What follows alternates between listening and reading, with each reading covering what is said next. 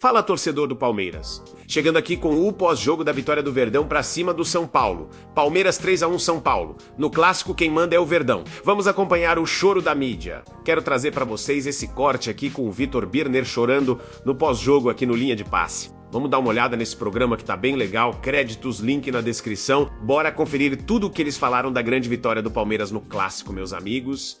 E olha que ficou barato. Era pra ter sido de muito mais o Verdão, que está apenas iniciando a temporada. Então, torcedor do São Paulo, segura a onda aí que ficou barato pra vocês.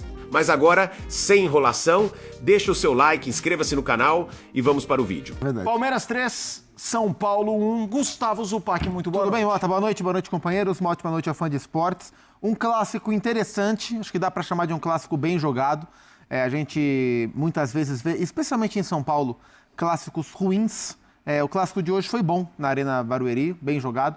O que para mim determinou o clássico foi o primeiro tempo, porque no primeiro tempo o São Paulo viveu o seu melhor momento no jogo.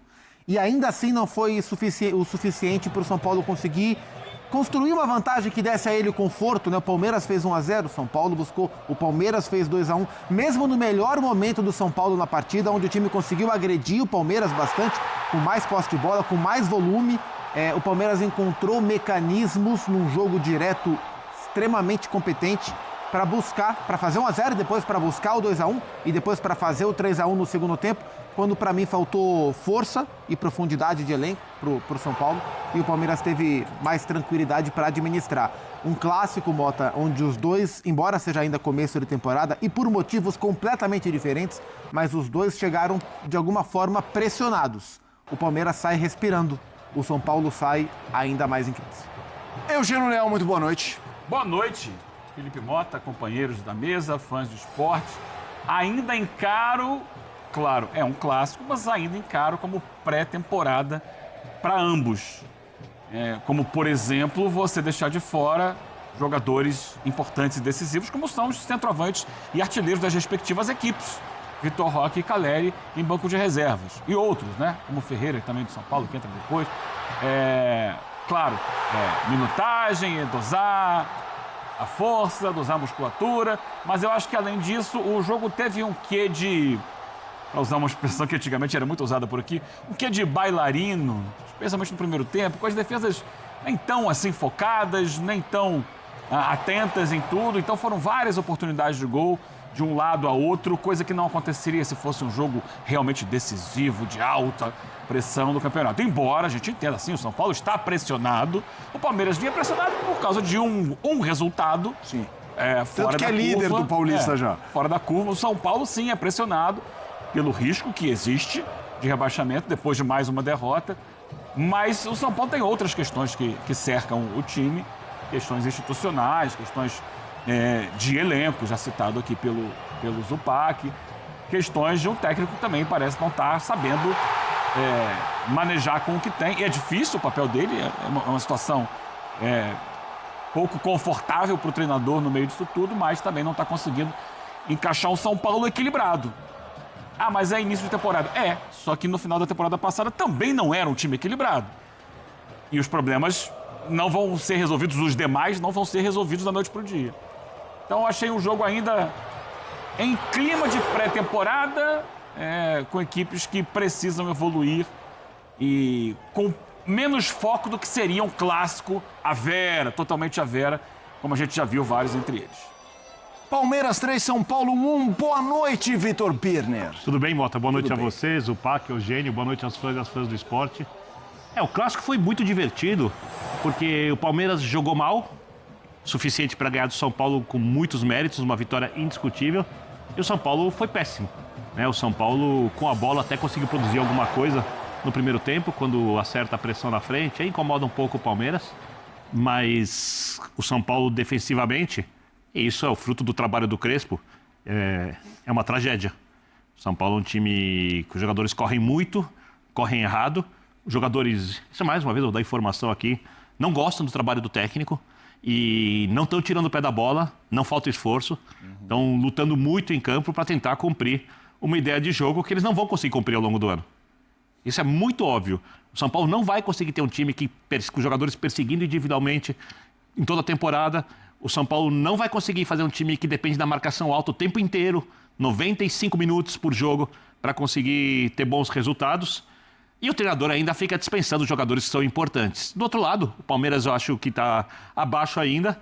Se tivesse feito um jogo no nível bom, provavelmente teria conseguido uma goleada, né? Eu concordo que o São Paulo poderia ter feito mais gols, mas também poderia ter tomado outros gols. E o Palmeiras, se tivesse jogado bem, teria construído mais chances. Então, como jogos abertos são divertidos, mesmo que não sejam taticamente bem jogados, o clássico foi divertido e o São Paulo segue afundando no comando de Hernan Crespo. Eu queria jogar um tema para vocês. O comentário do Birner traz uma abordagem que eu acho que dá para daqui uns 10, 15 minutos entrar nele, que é essa coisa do placar. Concordo que podia ser uma goleada, até porque 3-1 mais uma já viraria, né? E teve bola na trave e tal, mas também acho que o primeiro tempo teve uma dinâmica particular. Só que, torcedor palmeirense, já vamos falar muito do Palmeiras, aqui do ponto de vista de notícia, a fase do São Paulo, ela chama mais atenção, por tudo que envolve o clube, claro, e pelos resultados. Não dá para desconectar esse 3-1 de um Palmeiras que vem muito forte nos últimos anos e que esse seria um resultado normal em vários momentos. Assim, em vários momentos dessa rivalidade, um 3-1 no Palmeiras, ele como mandante, embora não no seu estádio, geraria isso. Quanto é difícil avaliar futebol hoje no contexto tricolor pelo caos que é. Eu acho assim, que é difícil. Entendeu? Porque assim, a gente poderia falar um 3-1 normal, mas pelo que viu o São Paulo não dá para tratar como normal. E eu acho que a análise, eu entendo os pontos que o Birner colocou sobre o Crespo e as críticas que ele faz ao trabalho do Crespo, e é claro que o trabalho do Hernan Crespo tem pontos negativos a serem apontados. Por exemplo, é verdade que o ano está só começando. São Paulo fez 4 ou 5 jogos? Eu acho que esse é o quinto. Esse é o quinto. Em 3 deles, São Paulo tomou 3 gols. São Paulo tomou 3 gols da Portuguesa, tomou 3 gols do Mirassol, tomou 3 gols do Palmeiras. Sim. Então, assim, é começo de temporada? É. E Zupac, desculpa te interromper. Claro. Toma gols, faz parte. Às vezes o time não joga bem. Como são os gols dos adversários? Sim. A bagunça do São Paulo, a minha questão é essa. Seja com 3 ou com 2 zagueiros, e olha que já mudou o sistema. Sim. O time jogou com 3 zagueiros, jogou com 2 zagueiros. Então, é claro que tem questões. Mas eu sinceramente acho que mesmo reconhecendo os pontos criticáveis do trabalho, o campo é o menor dos problemas do São Paulo hoje. E o trabalho do Crespo, ele é prejudicado, altamente prejudicado, pelos problemas que o São Paulo tem muito além do campo.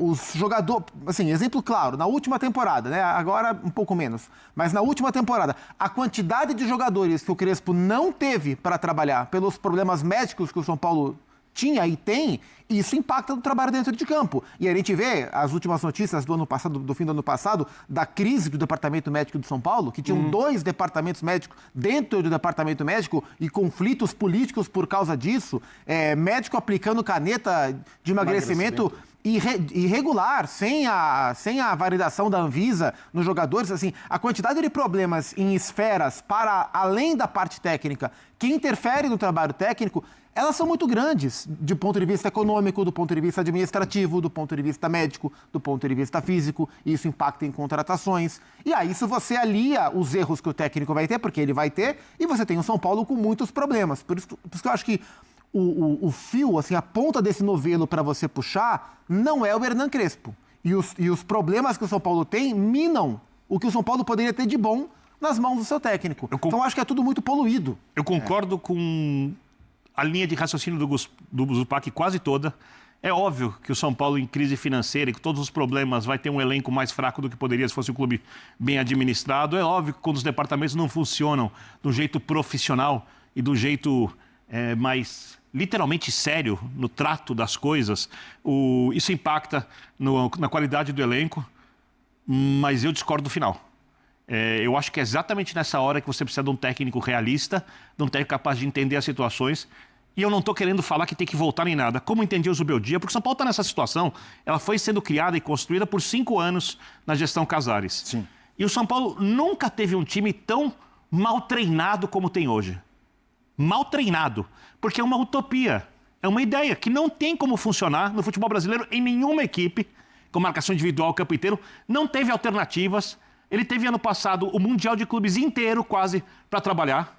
Ou seja, ele tinha que ter criado soluções e, desde então, o Hernan Crespo foi eliminado da Libertadores sem fazer uma partida boa, foi eliminado por um time de segunda divisão do Campeonato Brasileiro, o time começou bem, quando caiu fisicamente, só começou bem fisicamente porque teve a paralisação para o Mundial, o time definhou, porque a ideia, repito, é impraticável na prática, e aí foi humilhado pelo Fluminense, aí perdia jogos sem conseguir jogar futebol nenhum, até que chegou no começo desse ano, e ele decidiu começar exatamente com a mesma ideia de jogo, tudo igual no Mirassol. Aí os jogadores foram intervir. Os jogadores foram lá e falaram, cara, não dá. Não dá.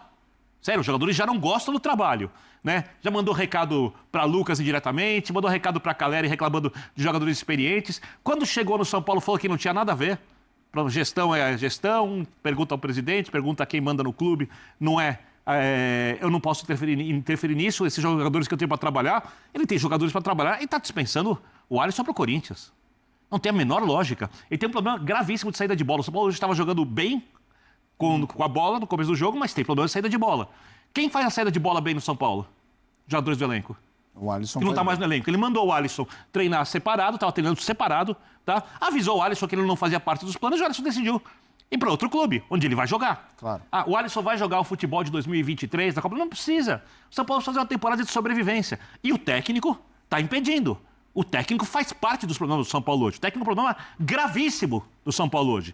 A não ser que ele mude o jeito de treinar, a não ser que ele mude as ideias de jogo, a não ser que ele mude o que ele pensa de futebol. O técnico do São Paulo hoje contribui para os problemas do São Paulo na temporada. É óbvio que não é o maior dos problemas. Se o São Paulo tivesse uma situação de gestão, como tem o Palmeiras, como tem o Flamengo, o São Paulo teria outro técnico, inclusive. Não seria ele, tá? Então, eu não consigo tirar do olhar do técnico, que precisa ajudar os jogadores nesse momento difícil do São Paulo, uma parte da responsabilidade dos resultados ruins em campo. Agora, institucionalmente, é óbvio que o Crespo não tem nada a ver com isso. É isso. Quero te ouvir também. Vamos lá, Eugênio.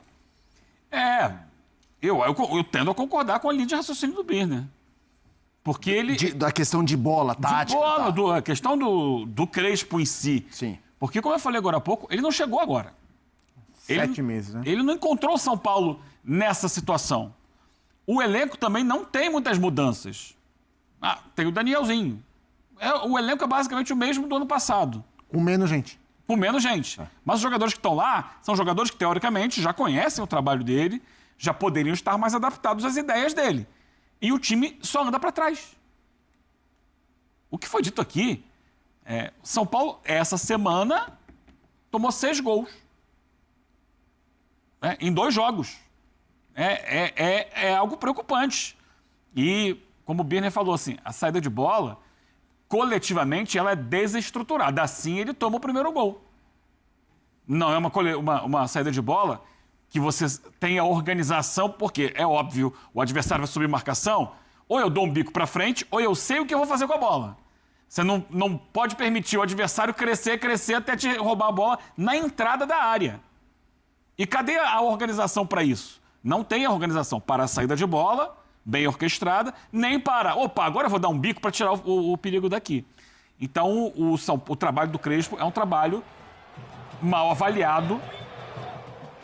Como eu falei, teve aquele momento que ele chega, nos primeiros jogos ele consegue fazer ali uma sequência de vitórias e depois o time vai definhando. E outra coisa que eu me pergunto é isso. O Lucas praticamente não joga. E quando joga na posição errada. Passou o ano inteiro passado entregue ao departamento médico. Aí agora volta, não quero jogar na grama sintética. Será que é só isso? Será que ele está totalmente integrado ao trabalho que está sendo exercido? Porque ele, acima de tudo, ele é uma liderança. Quando uma liderança não vai para o jogo, ele passa aqui recado para os outros jogadores. Eu não vou porque eu sou muito bom para jogar na grama sintética. Vão vocês lá se estourarem na grama sintética. Mas ano passado no Paulistão, com o Zubeldia, ele e o Oscar também não jogaram no Allianz. Sim. Né? Sim. Eu acho que ele se machucou no Allianz, né? Sim, foi. No jogo do tempo, no jogo da fase preliminar. Isso. O Oscar jogou. Inclusive, lembrando só, o Zubeldia, com o elenco destruído, sem volantes, foi jogar a semifinal do Campeonato Estadual contra o Palmeiras no Allianz. Usou o Alisson de primeiro volante e o Oscar de segundo volante. O São Paulo parou o Palmeiras, porque era um time bem posicionado defensivamente. Obviamente com os limites e todos os problemas de gestão que só apareceram agora. Eles já estavam lá. Eles simplesmente apareceram agora. É um momento que o São Paulo luta contra rebaixamento no Paulista, o que é algo muito grave. E previsível. Aí o Lucas não vai, o Calleri fica no banco. Ferreirinha também no banco, que é um jogador que tem qualidade técnica para ajudar a criar. É um trabalho que parece meio sem pé na cabeça a essa altura. Agora eu te faço uma pergunta. Baseado nas ideias do técnico, quem tem mais condição de fazer essa correria individual, Calleri ou Tapia? Tapia. E todo respeito...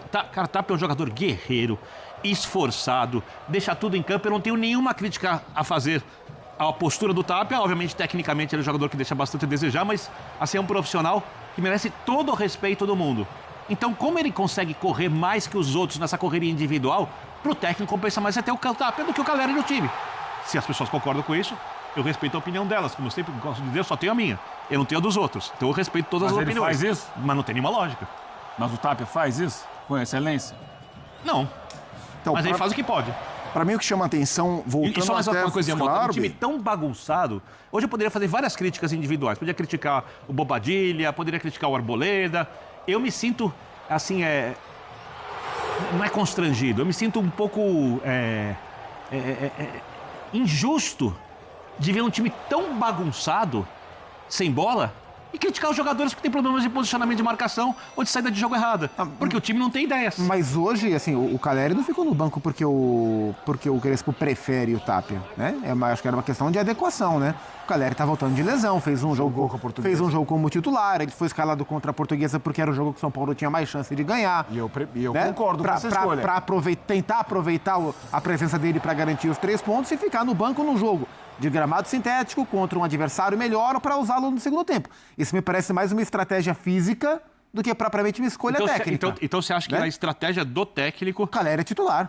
Não, o jogo da Portuguesa era mais importante do que esse. Era um jogo mais factível de ganhar. Eu acho. Eram uns 3 pontos que o São Paulo não... Que o São Paulo não Você não é mais importante, mas eram uns 3 pontos que o São Paulo não poderia deixar pelo caminho. Eu já acho que o São Paulo... Mas não, deixa eu perguntar agora. Claro. Você não acha, mas eu acho que você vai um pouco contra o que você falou do modo de sobrevivência. Porque, pra mim, no modo de sobrevivência, o São Paulo precisa somar pontos com os adversários que ele tem mais chance de ganhar. O elenco do São Paulo, com um time quase reserva, é superior ao elenco da Portuguesa. Um time bem treinado ganha no Morumbi e compete hoje. Mas se a gente olha o papel, isso não existe. Estamos chegando no mesmo ponto e tem de o novo. Corinthians numa ponta, o Palmeiras na outra e no meio a Portuguesa, eu acho que da semana o jogo mais importante era o da Portuguesa. E eu acho que o torcedor tem que ter essa compreensão de que num ano que o São Paulo... O mais importante é o clássico sempre. Não, mas então, você tem teoricamente quase 3 na semana, mas vai, Portuguesa vamos assumir que teoricamente, se é um jogo mais fácil, você pode botar o time reserva que vai, teoricamente, mas a gente tá vai falando, ser o suficiente para ganhar o jogo mais fácil. Mas a gente tá falando que a gente tá falando que o clube tem que ser transparente com o torcedor, admitir os problemas. Eu acho que... E aí eu respeito a opinião de vocês, pelo amor de Deus. Porque claro, é sua opinião. É que o meu Ninguém é dono da comentário... verdade que o meu comentário ia parecer que... Vocês não entenderiam. Comigo fica à vontade, não, mas seria mal colocado. Eu ia falar assim, nossa parte, aí eu tô falando minha parte. Se eu entendo que o São Paulo tem que ser transparente, tem problema médico, o departamento médico é um problema, não tem comando, não tem nada. Gente, a gente tem que, é a Portuguesa, vai ser o São Bernardo. Nesse momento não tem problema médico. É isso. Mas o Palmeiras... Cara, o Palmeiras, o dia que a gente tiver acertado, a gente pensa lá na frente. Hoje não é o nosso igual. Se a gente tá imaginando... E eu estou conjugando aí no plural, porque foi assim que você colocou, Birner, de um ano de sobrevivência e de entendimento. E eu acho que esse ano de sobrevivência é ainda maior quando você olha para o São Paulo, porque e aí eu ia trazer esse tema e aí por isso que eu pedi a palavra. Se puder colocar, Marcão, a aspas que ele deu, a declaração que ele deu à TNT antes do jogo, a gente chegou a 7 meses, mudou tudo, departamento médico, diretoria, presidente. Com calma, vamos tentar ajudar onde podemos. É difícil. Talvez estejamos falando do pior momento da história do São Paulo. O time não é um corpo estranho a tudo isso. Precisamos de estabilidade. A ideia é colocar nesse momento serenidade e o São Paulo Futebol Clube no centro de tudo. Ele falou isso. É torcedor do Palmeiras, o Verdão se isola-se como líder. É o Verdão que passou o trator por cima do São Paulo, fez uma baita apresentação dentro de casa, não desapontou o seu torcedor. O Palmeiras vinha apresentando um futebol bem abaixo do que a gente espera, mas devido também ao início de pré-temporada, o Palmeiras terminou um ano bem desgastado e o Verdão volta a tomar o rumo das vitórias. Após ser goleado na última rodada, o Palmeiras se recupera diante do rival, o São Paulo, e garante um placar para dar tranquilidade ao Verdão para seguir isolado na parte de cima da tabela. Foi um jogo muito disputado, mas realmente o Palmeiras mostrou a sua superioridade. Maurício aos 8, Flaco Lopes aos 31 e Kelvin aos 51 fizeram os gols da vitória do Verdão. O Verdão, que em número de posse de bola e escanteio teve menor número que o São Paulo, mas a efetividade foi a palavra-chave da partida do Palmeiras para que o Verdão conseguisse essa vitória e saísse superior na partida com um placar excelente de texto padrão placar de 3-1. O que você achou da partida do Verdão? Deixa aqui o seu comentário. Se inscreve no canal para não perder nenhuma notícia do Palmeiras. Tamo junto? Torcida do Verdão!